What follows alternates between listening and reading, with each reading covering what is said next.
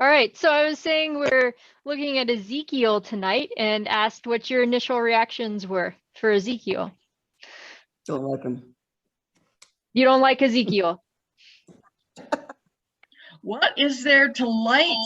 Oh my goodness. Thank you, Camille. Oh gosh. It goes back to when we're talking about Jeremiah. Everything is Really. I mean, everybody gets slammed. Everybody. Israel and Judah and Syria and Babylon and Egypt, they all get squished like a bug. And some of the stories in here. Yeah. I guess I hadn't read this in a very, very long time. And once I read it, I thought, that's why. Yeah. I don't think I've ever read it. Oh, I have, but it was a long time ago.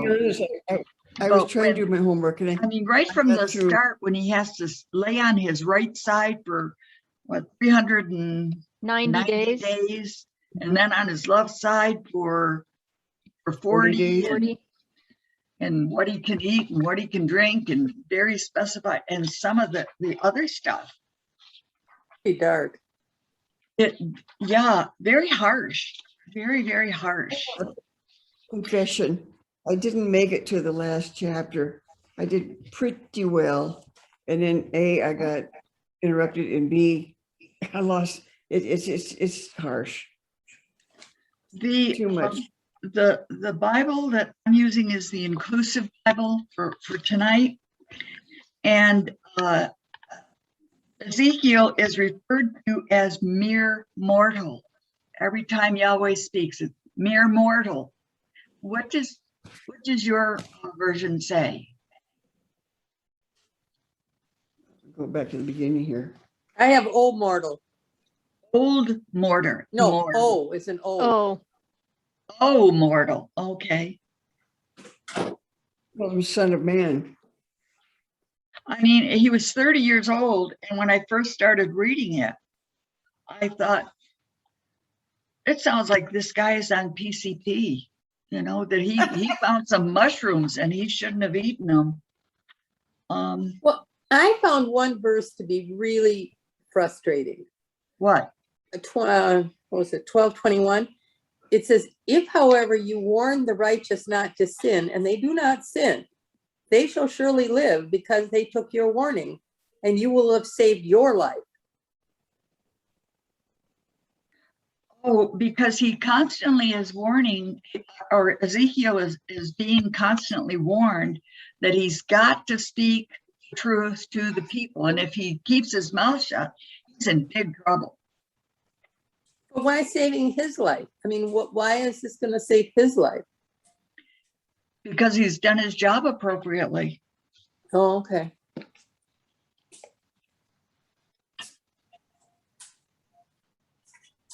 But so if they didn't take his warning, he dies.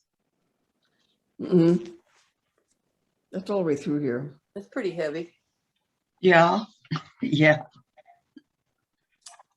Some of the symbolism, when we get later into it, Pastor Gretchen, I don't follow it. You'll have to figure it all out for me. The wings and the wiggles and the feet. Oh, you wanted to know what the four beasts were. I could not even envision in my mind what these things looked like. Each had pretty fantastical. 4 faces, each one is different. 4 faces, 4 wings. Their legs stood together rigidly as they had a single straight leg, the bottom of which was rounded like a single calf's foot. And the legs, I am in chapter 1, and it started with verse 6. And let's see. Yeah. They had human hands under their wings on all 4 sides, and all 4 figures had faces and wings. And the wings touched one another. They did not turn when they moved. Each went straight ahead, any direction that it faced. And the four faces? The four faces, a human face, a lion's face, a bull's face, and an eagle's face. And yes, I read it, but I couldn't grab onto it, and I didn't have time to go to one of my books to explain all this stuff. Pastor Gretchen's just smiling. Yeah, no, Mhm. it's I mean, He's getting into it. yeah, no, Good it's to watch. great. For now that we're in Ezekiel and we've read, the context of where we are. Oh, And so yeah. a lot of the things that you are picking up on are things that scholars have been debating and trying to figure out what they mean. Because Mhm. you know the context of where we are Mhm. in Ezekiel. And Mhm. it is a struggle. This is a vision that he's having. And in scholars debate whether or not Ezekiel was psychologically unbalanced. And that's there. I mean, he has visions. He has times where it seems he's possessed. He's physically moved from place to place and doesn't have Mhm. control of his own body. Mhm. He has psychotic behavior that's occurring. Mhm. He occurs very erratically when he's Mhm. doing things. And there's just things that he's doing. He's having visions, like Camille said. It seems like that he's on something Mhm. while he's having these visions, that it seems to be maybe under the influence of something that he's having some of these visions. And in scholars question, maybe he is. Maybe he is on something. But either way, whether or not he's having a mental health crisis or he is on some mind-altering substances, that he's still remembering the history. He's in exile, Babylonian exile. This is located around the siege of Jerusalem and the fall of Jerusalem. So this is a person who has experienced extreme trauma. And so we have to remember that when we're reading Ezekiel, is that is like Mary said, Ezekiel is in a tough place. I keep asking myself, would I have the courage to do this? I've never been strong on saying things people don't want to hear. And that's a question for us for sure, and something to listen to too as we read through Ezekiel. What all has he been through? So what else did you pick up about Ezekiel as you read through it? Well, not on that, but just on what you were saying. The thing I saw too is he says, but when I speak with you, I will open your mouth and you shall say to them, thus saith the Lord. Mhm. Let those who will hear, hear, and those who refuse to hear, refuse, for they are a rebellious house. So he's already, he's in a bad place all the time. He just can't, Mhm.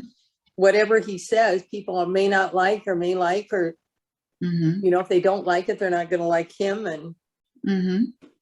Yeah. And you remember the last couple of weeks when we talked about prophets and how they were determining who's false prophets, who's true prophets. And when they were in exile, Jeremiah speaks very strongly against prophets who would declare peace or proclaim that good times were coming, Mhm. as these are false prophets. And so he's doing some of the same, that this is a dangerous time to be a prophet too. sounds like it. Mhm. I think in the first several chapters too, there's a great deal of repetition of Israel coming literally from nothing and being built into a beautiful, shining city through the benevolence of God, and that the people really, really desecrated the religion in the city, and we're going to come under punishment because of that. Yeah, and repetition is another element of Ezekiel that scholars often point out too. And remember, even as we read through the Old Testament, that repetition is something that is used in different structures of prose and different poetry to kind of drive the point further home. We use repetition too, in the way we speak as well, and they did so also in the past. Mhm. It's But not the a more very you see nice something, the book. more important it is. It's Sorry. not a very nice book to read. It is not a nice book. It is not a nice time. I mean, there isn't a lot. I mean, there's a lot of, don't hope for anything. Remember too, we read to the first half. The hope is in the second half. Yeah. Oh, good. I hope so. Well, there is one verse. It must be 11 verse, oh gosh, 17. Then say, this is what sovereign Yahweh says, I will gather you from among the nations and bring you back from the countries where you were scattered, and I will return you to the land of Israel again. When you return, you will get rid of the vile idols and abominable practices, and I will give you singleness of heart and put a new spirit in you. And it goes on and on. So I thought, oh, good. We're getting to some hope. We're getting to some upbeat, and blew that out of the water pretty quickly. Well, just before that, he says, though, this bothered me I thought, what is the matter with you? I will take you out of it and give you over to the hands of the foreigners and execute judgment upon you. You shall fall by the sword, and I will judge you at the border of Israel, and you shall know that I am the Lord. This city shall not be your pot, and you shall not be the meat inside it. I will judge you at the border of Israel. Then you'll know I'm the Lord. Mm-hmm. And the statutes you have not followed, and it was ordinance you have not kept. Mm-hmm. It's not a pleasant chapter. No, and we're also looking at, so they're experiencing this just refugee crisis, this political crisis, this humanitarian crisis. They're also experiencing a theological crisis that Ezekiel is trying to walk through, because as we've moved through this time, the understanding of God is that God, there's no distinction between God directly causes something to happen and because of free will things happen in the world. So it's just everything directly comes from God, and they're having this crisis. This means then that God is directly causing this exile to occur. God is directly causing the temple to fall in their understanding of God, and they're struggling with that. How could God do that when God told us to build this temple here, when God told us to settle here too? And God is a good God, so why are these things happening? And so there must be a reason why. And so they kind of are struggling with that in this to figure out, okay, if these things have to be happening and God is a good God, then there must be a good reason why this is occurring. So what is that reason? And that's what they're trying to find in this. In the Old Testament does question in different places that understanding of God, that theology that people are holding on to. But Ezekiel is kind of acting within it and struggling with it at the same time. Well, I think it was pretty apparent why. It's because people were breaking all kinds of laws. Were setting different idols in their hearts, and it says that in here somewhere. You've got different idols that you are worshiping, and it may not be an external idol, but something internal. So people were straying from the faith big time. Even the teachers were scrutinized and told, hey, you're off beat here. You're teaching the wrong things. And that's kind of a key too, Camille, that it's not just individuals they're talking to the teachers as well. And in that they're also talking to just the entire structure of Israel. So the political structure of Israel was functioning more as a theocracy where the rulers were representing God to the people.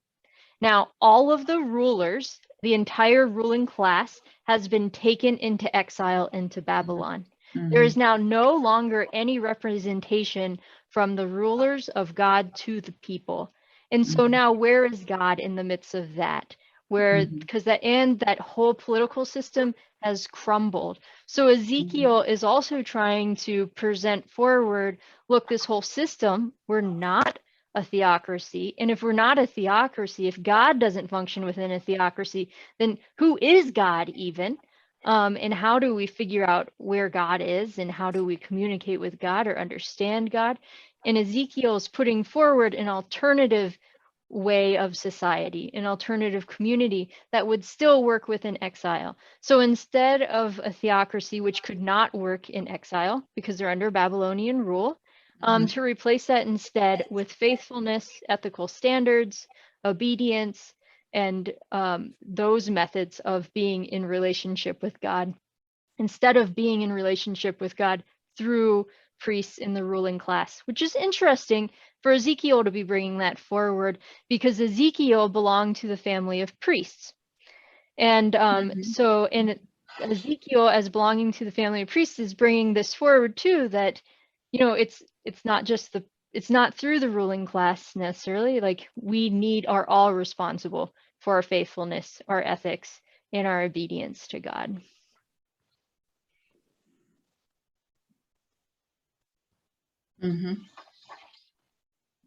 Well, it goes back and forth between, every once in a while, it's so dark, and then there'll be spots of, you know, but wait, this is, you know, when he talks about, I'm going to bring you out from the peoples and gather you out from the countries you've been scattered and bring you together. So there's this little hope every once in a while that he throws in all of this. Yeah, so Ezekiel as a book, Mary's got a good point I want to bring up too. But Ezekiel as a book may have originally been a written document and not an oral document. And so it's possible, some scholars think that it was, that we have these themes, that are these threads that are being brought up and are going to be brought together because it is being written as a single book and is made more cohesive than if we put it next to Jeremiah. It seems more cohesive than that. And so it may have been a written document. Other scholars think it's a mix of written and oral documents. There's some parts that that they think maybe have been added, that first vision, that throne vision, they think was added in a later editorial period of bringing together the book of Ezekiel. So still added early on, but because it's common for there to be a vision at the beginning, but it's definitely being compiled together to bring themes throughout. As Mary said, wasn't the Protestant Reformation another period of total reordering how we find God, how we know who God is? Yeah. It seems we do this often as humans, that we put a something in the middle between us and God, and there's some ruling class that needs to be the middle person, and then that gets turned upside down.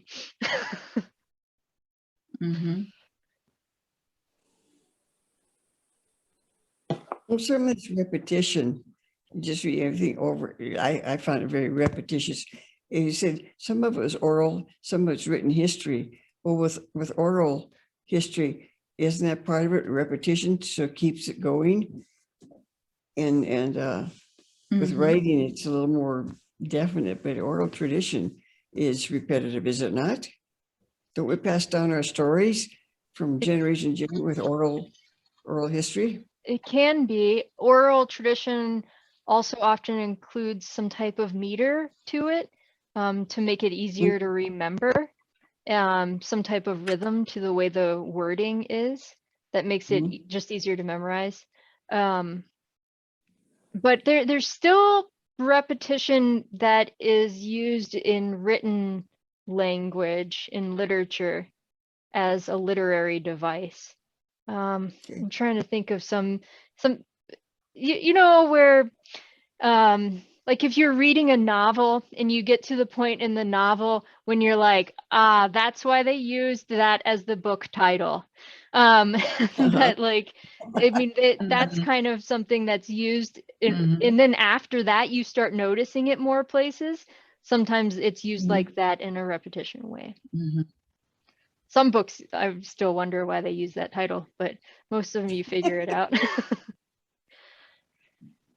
Mhm. Some other background on Ezekiel. Ezekiel, as far as time when Ezekiel is speaking or when these writings are talking about, is overlapping with Jeremiah. The difference is that Jeremiah was working with kings and Ezekiel is in exile. So the only people Ezekiel is working with are the elders. And the elders do consult Ezekiel. You read that in chapter 8. It was in chapter 14, 20, and you will see it again in 33 when the elders are consulting Ezekiel. Mhm. Gretchen, when they're in exile, how Mhm. do they consult the elders? So the elders are also in exile in Oh, this. they're with an exile. So The elders haven't exiled them. They're right. No, so it's the elders of the Jewish settlement that is okay. in exile. Okay. So there is no king anymore and no leadership like that, but they still have a Jewish society. And in chapter 1, verse 1, we see in the 30th year, in the 4th month, on the 5th day of the month, as I was among the exiles by the river Chebar. This river Chebar was probably a canal that looped around in the plains of southern Iraq is about where we are, where he's in exile. And it was maybe, scholars think maybe it was the Jewish settlement of Tel Aviv. So that's the same name as the modern day Jewish city. Um, and so they probably did settle in communities with one another, and they would have had elders within that community that they consulted, even though they couldn't form a system the same as they had back when they were in their own nation. They would have had cultural practices and community within that. We see that in the US too, when immigrant communities come over, or refugees come, often people will Kevin. form communities with one another.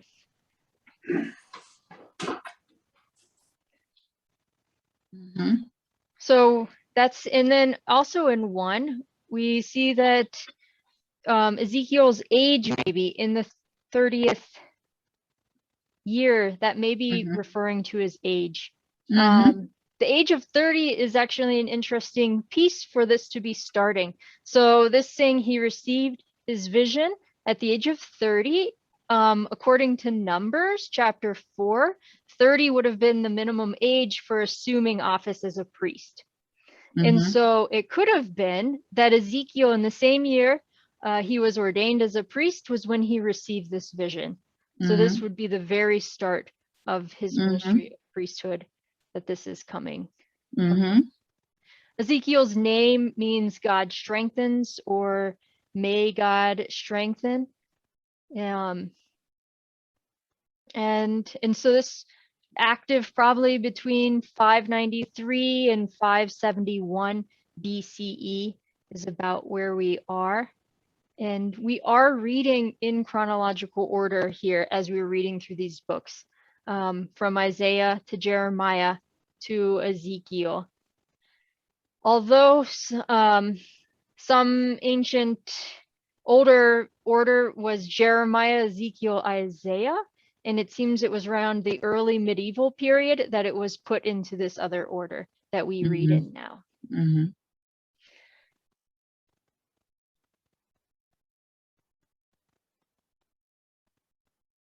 And then Mary had put something in the chat too. Yep.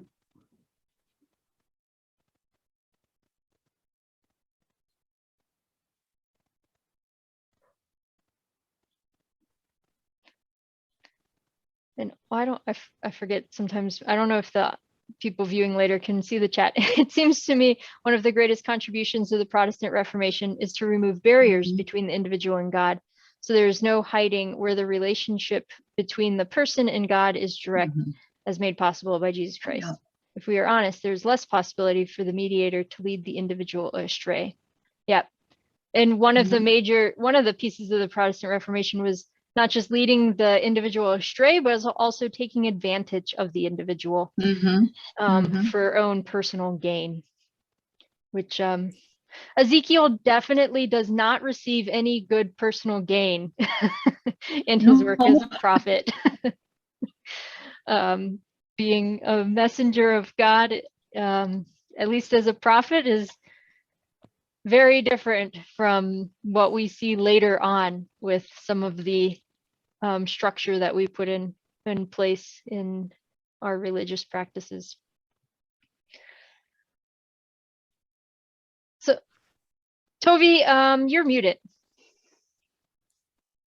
You're muted.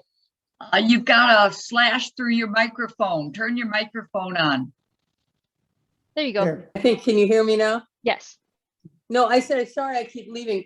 We're just trying to figure out the situation with our refrigerator because, you know, Evan, I had to tell Evan, no, you can't have salad dressing because he said, well, it's in the refrigerator. I said, no, you can't have it. It's warm. It's probably spoiled. You can't eat it. So I'm just trying to deal with somebody who thinks that because it was in the refrigerator, that makes it okay. I love it.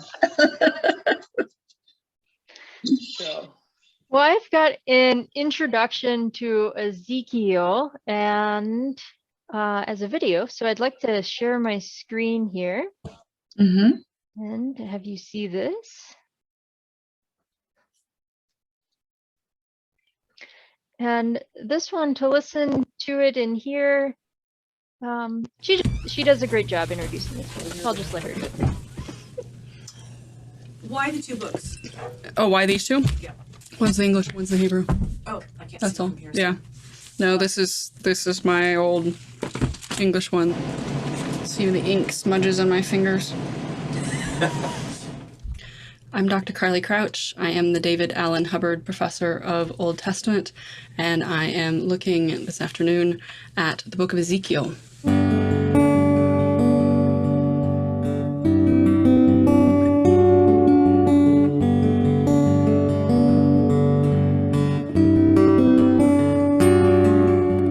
The book of Ezekiel arises from the circumstances of the turn of the 6th century before Christ, when in 597 BCE, the Babylonian king Nebuchadnezzar came to the city of Jerusalem, laid siege to it, and conquered the city and deported a number of its inhabitants. That included the king, Jehoiakim, who had been on the throne for just a few months, a number of the members of the royal family, and a number of priests and the aristocracy of the city. Amongst these exiles who were taken to Babylon was a priest called Ezekiel, who we are told comes from a priestly family and might have been expecting to enter into service in the Jerusalem temple. But all of these plans, all of these expectations are destroyed, laid waste by this forced migration of these people to Babylonia and their resettlement there as a result of Babylonian conquest. And the book of Ezekiel attempts to understand what it is that has happened to these people and why it is that this has happened to them. The book is addressed foremost then to exiles, to forced migrants, people who have had everything that they know and everything that they love about their lives and their city laid waste. They have seen their entire world collapse, and they find themselves now in a foreign land surrounded by people who speak an unintelligible language with strange customs and unfamiliar ways of being, of living, of foreign gods. And they find themselves trying to understand what has happened to them and how they are meant to go on in the wake of such disaster. So we can see why this book might resonate with those in similar situations. I say sometimes to my students that I actually hope that they find the book of Ezekiel very strange and very alien and even off-putting, because in my experience, it's a book that resonates with people for whom trauma and experience of upheaval and disorder are familiar, that the book's attempts to grapple with these existential questions when everything that we think we knew about our lives has been laid waste. This experience of exile, of trauma, this experience of God gives rise to a revelation of God that is, quite frankly, uncomfortable for many of us, particularly for Christians who live in relative affluence, relative comfort. The book is important, though, because it reminds us of some of those uncomfortable aspects of God. It reminds us of God's power, of God's sovereignty, of God's commitment to justice and to moral accountability, even when those who are being held accountable are those who are powerful and who are accustomed to authority. Ezekiel reminds us of the strangeness of God. Ezekiel uses many images, strange language, long descriptions, metaphors, even prophetic actions, performances, to try to convey to the people what God is like and what God's message for them is. And the fact that Ezekiel uses so many different images for God, so much language in attempting to articulate and to convey what God is like, reflects the fact that God cannot be contained by simply one image.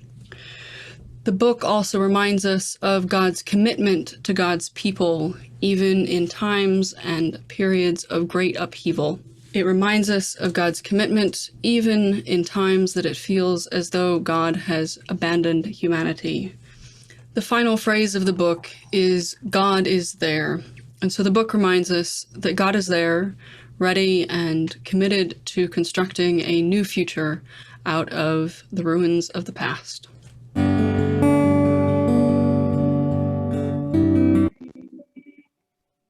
Mhm. Any thoughts on her reflection and introduction to Ezekiel? I think that was very succinctly put.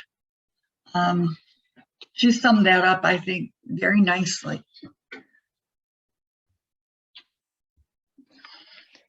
Yeah, and one of the things I appreciated that she pointed out was that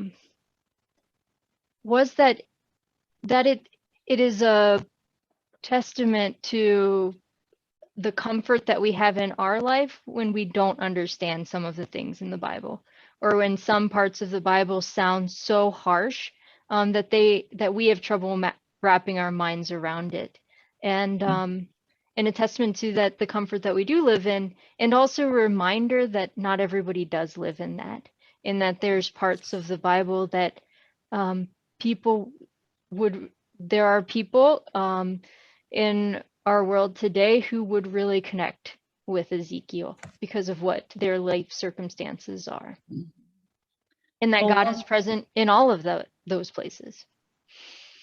While she was speaking, I couldn't help but think of the refugees in our midst. They are in a strange land. They very rarely totally understand our language.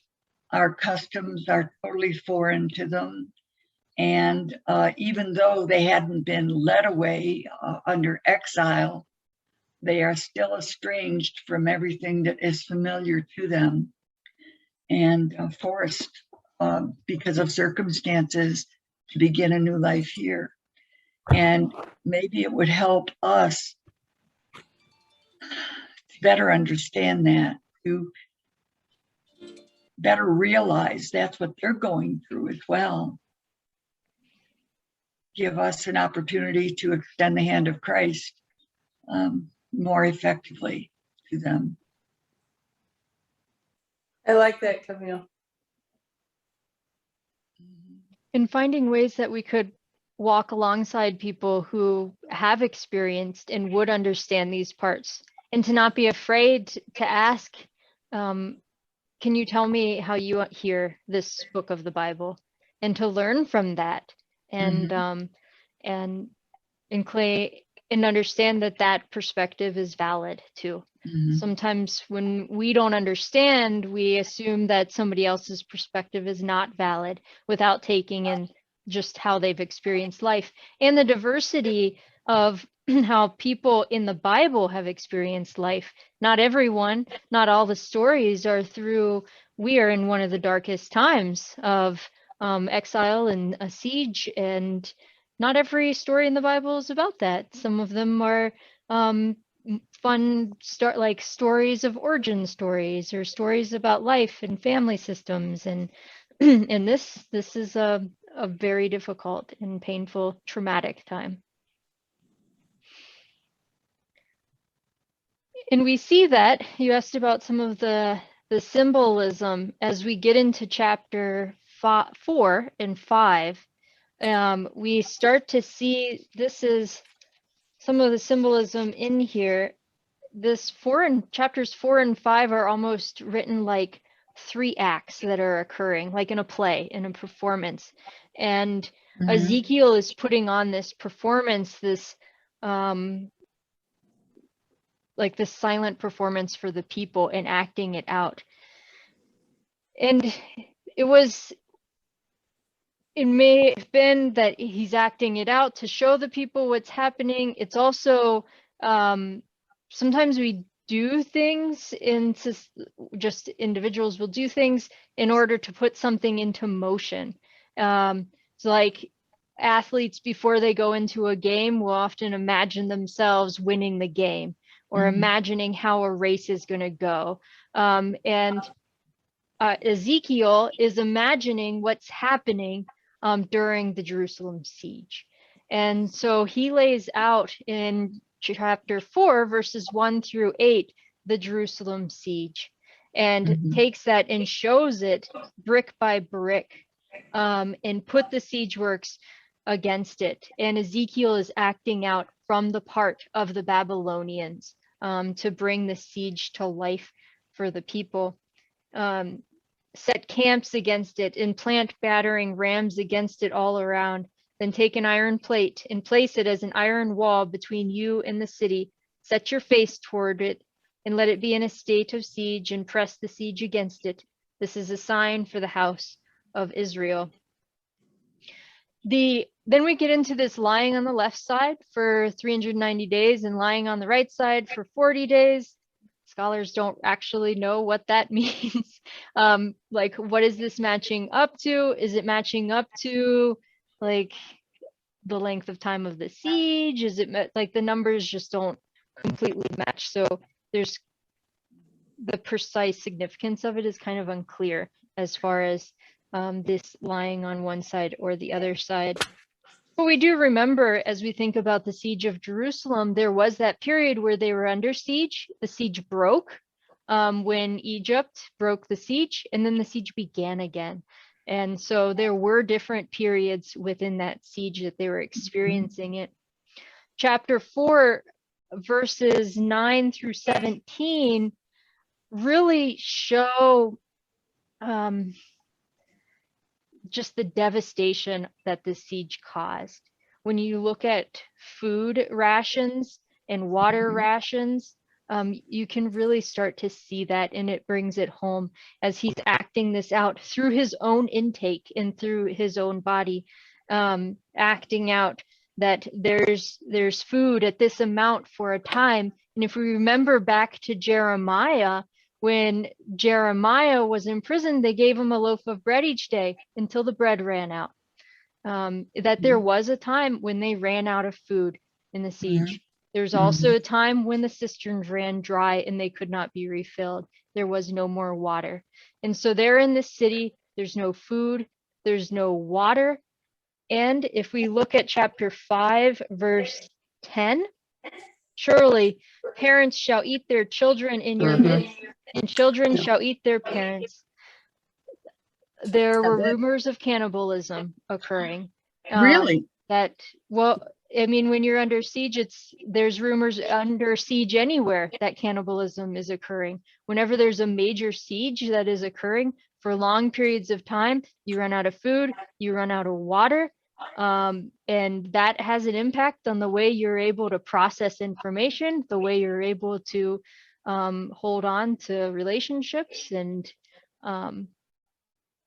so that just to point out how devastating and how traumatic that is to get to a point where cannibalism is a discussion that's even a part of how you're talking about things. And so that's the type of trauma, and the trauma would be deeper than that too, but the type of trauma that Ezekiel is walking through. And then we get further in chapter 5, we get into the results of the siege. This is kind of Act 3, chapter 5, verses 1 through 4. And he's acting out the results of the siege in different ways. And I wonder in part, how can you give words to something like this when you've experienced this type of trauma? You almost all you can do is forms of art and poetry in order to express what you've experienced. And then goes into kind of a short sermon closing out 5. But wanted to highlight that as we kind of to bring home the types of things that maybe they were going through in this, and then going through exile. We also, Ezekiel in chapter 24, the last chapter you read, in 15 to 18, we hear of Ezekiel's wife's death. And we don't know much about Ezekiel at all, as far as an individual. But in chapter 24, it talks about 24:15. The word of the Lord came to me, mortal, with one blow, I am about to take away from you the delight of your eyes. Yet you shall not mourn or weep, nor shall your tears run down. Sigh, but not aloud. Make no mourning for the dead. Bind on your turban and put your sandals on your feet. Do not cover your upper lip or eat the bread of mourners. So I spoke to the people in the morning, and at evening my wife died. And on the next morning I did as I was commanded. And just the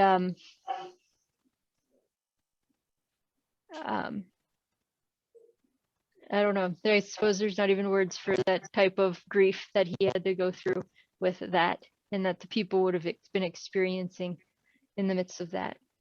And we have, I bring this too to tie it with another part in Ezekiel in chapter 3, verses 22 to 27. I know we're jumping around a little bit. There's the story of Ezekiel being unable to speak. And exactly when this occurs is not really clear. Was it right when it's being written in the story? Is it just a couple days after his call, after his first vision, until the fall of the city? Which doesn't completely make sense because he does speak during that time. Is it just certain things, types of speech, or is it prophetic speech? But he does give some prophetic speech, it seems, based on the rest of the story. Is it that Ezekiel is unable to speak, meaning he's been banned by the community to speak, and this is just how it's being said? He's under house arrest or something like that.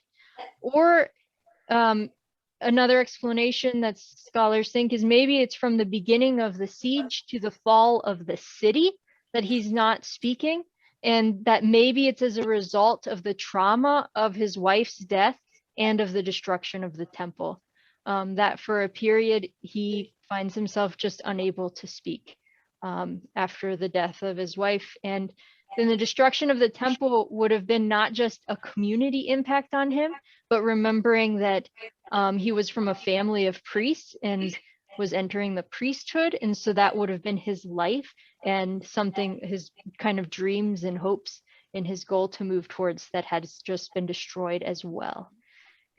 So that's a possibility of that story is obviously really important to the author, to the editors that compiled this together, that he's unable to speak, but exactly when that occurs is not completely clear.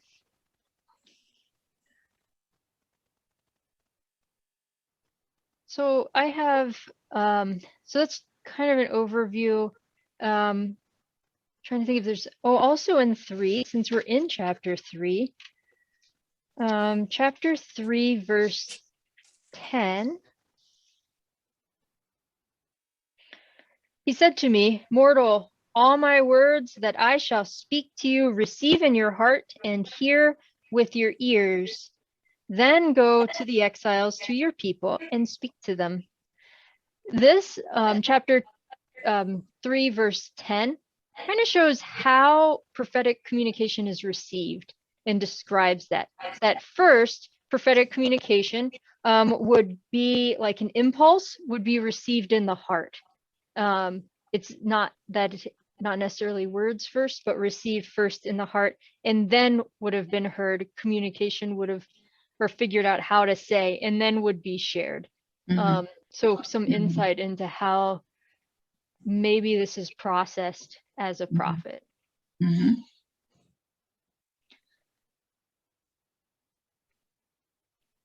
I know Ezekiel has brought us quite low here tonight.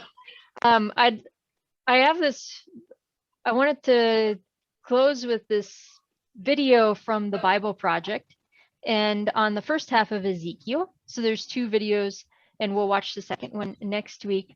But this one, I want you to see, just it gives a full overview of the chapters you read, plus a little more. It goes through 33. So it'll kind of give you some thoughts as you read into the next chapters. And also has a drawing of the opening vision that you tried to describe too. And so you'll be able to see a drawing of that, or somebody's depiction of a drawing of that. And it would be interesting though to try to look at all of those, and if we all drew it based on what we read, Oh my. to see what we came up with. The book of the prophet Ezekiel. Ezekiel was a priest who had been living in Jerusalem during the first Babylonian attack on the city. And they spared the city, but they took a first wave of Israelite prisoners and hauled them off into exile, and Ezekiel was among them. So the book begins 5 years after all that, and Ezekiel is sitting on the bank of an irrigation canal near his Israelite refugee camp, and it's his 30th birthday, no less, the year that he would have been installed as a priest in Jerusalem. And then all of a sudden, Ezekiel has this vision. He sees a storm cloud approaching, and then inside the cloud are 4 strange creatures that have wings outstretched and touching each other. And these creatures each had 4 faces. And then he saw 4 wheels, one by each creature. And then he saw that the wings of the creatures were supporting this dazzling platform. And then on that platform is a throne. And then sitting on that throne is this human-like creature, glowing and shrouded in fire. And then all of a sudden Ezekiel realizes what he's seeing. He calls it the appearance of the likeness of the glory of the Lord. It's God riding his royal throne chariot. Now the word glory, in Hebrew it's kavod, it means heavy or significant. The biblical authors use this word to describe the physical appearance and manifestation of God's significance when he shows up in person. These images in the vision, they're very similar to what happened when God appeared on Mount Sinai in the book of Exodus. And it's also very similar to the depictions of God's presence over the Ark of the Covenant. And that's actually the most shocking thing about Ezekiel's vision. What is God's glory doing in Babylon? It's supposed to be above the Ark of the Covenant, in the temple in Jerusalem. And so the first section of the book opens to explore that question as Ezekiel begins to accuse Israel of rebellion. So God first speaks to Ezekiel from the throne chariot, and he commissions him as a prophet.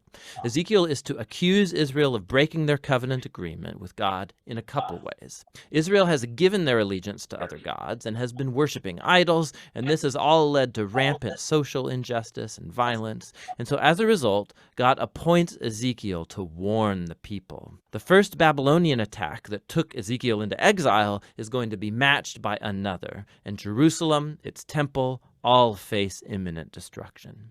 So Ezekiel uses words and more to get his message across. He also performs sign acts. These were a form of street theater. Ezekiel would go out in public and start behaving in these really bizarre ways that were like parables of his prophetic message. So he was supposed to build a tiny model of Jerusalem and then stage an attack on it. Or he was to shave off all of his hair and then chop it up with a sword. Or the most extreme, he was to play the role of the scapegoat on the Day of Atonement. And he would lay on his side for over a year, eating food cooked over poop, as a sign of the nasty food that people will have to eat during the siege of Jerusalem. And perhaps the most disheartening thing of all is the bad news God gave Ezekiel that no one was going to listen to him. Israel would reject him because of their rebellious and hard heart.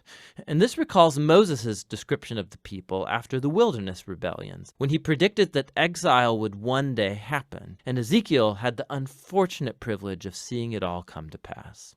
And so a dismayed Ezekiel, he begins to perform his task. And after about a year, he has another vision. This one is about the temple. He goes on this virtual tour of the temple, and he sees what's happening there in his absence, and it is not good. In the outer courtyard in front of the temple, he sees this large idol statue. And then he sees the elders of Israel worshiping other gods, both outside and inside the temple. And then he sees the women of Israel. They're worshiping a Babylonian god named Tammuz. And the vision ends with God's glorious throne chariot moving up and away from the temple. It's leaving, going east, headed towards Babylon. And so in chapter 11, we come to see why and how God's glory appeared to Ezekiel there in Babylon. Israel's idolatry and their covenant violations, it's become so blatant and offensive that God has left his temple. They've driven him away, and he consigns it to destruction. But God hasn't abandoned his people. Rather, he goes into exile with them. And so at the end of this vision in chapter 11, God promises that he will return a remnant of Israel back to the land, and he'll transform them by removing their heart of stone and giving them a new, soft heart of flesh, so that they can love and truly follow their God after all. This is a small glimmer of hope,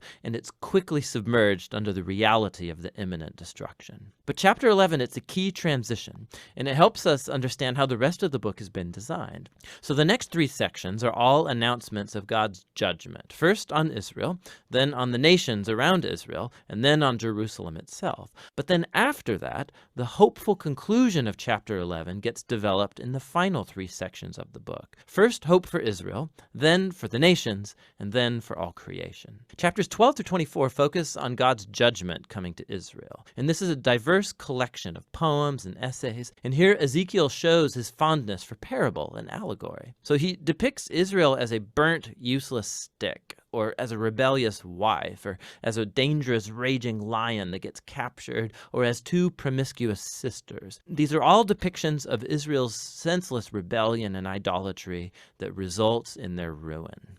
In this section, Ezekiel also acts like a lawyer. He begins arguing the case that, first of all, Jerusalem's destruction is truly deserved after centuries of covenant violation, and that even if the most righteous people in the world, like Noah or Daniel or Job, were alive and praying for God to spare Israel, God would not accept their prayers. It's far too late. And so God's goodness actually demands that he bring justice on this generation of Israel. The exile has become inevitable. They've reached the point of no return.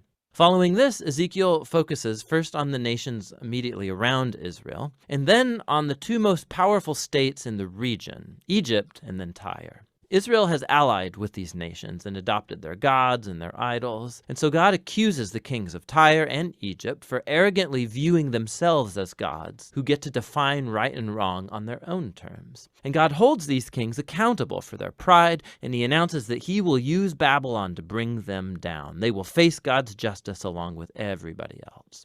Following these really intense sections is a short story in chapter 33. Ezekiel's met by a refugee who's just arrived from Jerusalem, and he gives him the report that Babylon has attacked the city of Jerusalem, that the city has fallen, and the temple is destroyed. Ezekiel's grim warnings have become a reality. But remember, the end of chapter 11, that's not the end of the story. And so in the next video, we'll explore Ezekiel's profound vision of hope. But for now, that's the first half of the book of Ezekiel.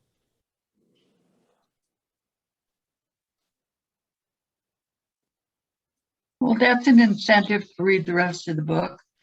Good. What'd you say, Camille? I'm sorry, Camille? Mary, what? What? Camille, what did you say? I said that's a good incentive.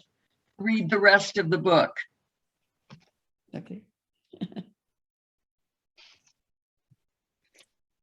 Any last thoughts or reflections on this first half of Ezekiel?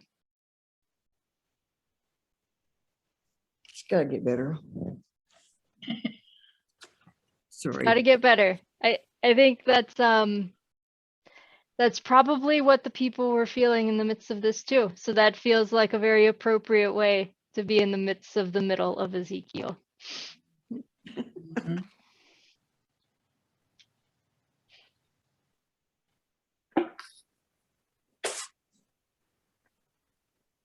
Well, we will finish the second half of Ezekiel, and I hope it's much easier reading for you. And if it's not, take comfort in the fact that it's not, that you have not lived through these things, and give thanks for that.